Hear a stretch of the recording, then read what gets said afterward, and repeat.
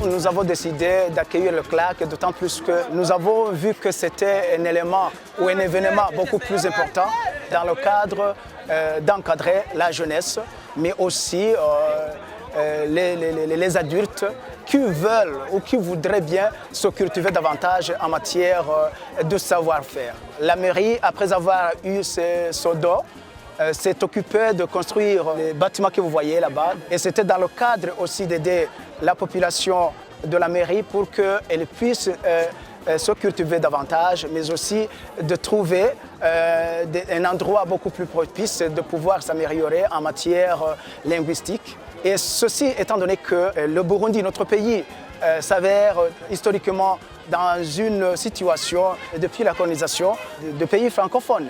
Et c'est ainsi donc que le français est resté dans la mémoire des Burundais et aussi c'est une langue officielle qui s'utilise dans les différents bureaux. La population, je voudrais bien dire, ne s'intéresse pas beaucoup plus à l'anglais que le français, d'autant plus que c'est le français qui a été beaucoup plus utilisé dans la communication depuis la colonisation jusqu'à nos jours. L'avènement donc du CLAC a été un point important, d'autant plus qu'ailleurs on n'avait pas ni bibliothèque, ni autre centre de lecture. Et les bibliothèques qui se trouvent dans les différents établissements scolaires ne sont pas aussi beaucoup plus équipées. Et c'est ainsi donc que nous disons, nous nous félicitons et nous félicitons aussi la communauté européenne qui a pu songer à nous faire parvenir le CLAC, étant donné que c'était vraiment beaucoup plus important et beaucoup plus intéressant.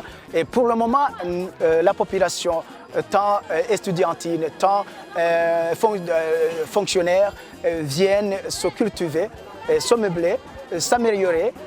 Il y a beaucoup de documentaires qui se trouvaient au CLAC qui n'étaient pas, qu'on ne trouvait nulle part dans la circonscription. Nous nous sommes fixés des objectifs opérationnels dans le cadre d'encadrer la jeunesse, mais aussi de mobiliser, de sensibiliser la population pour qu'elle aime la lecture et elle s'adhère à un système de s'abonner pour qu'elle puisse être à la une de l'actualité du monde.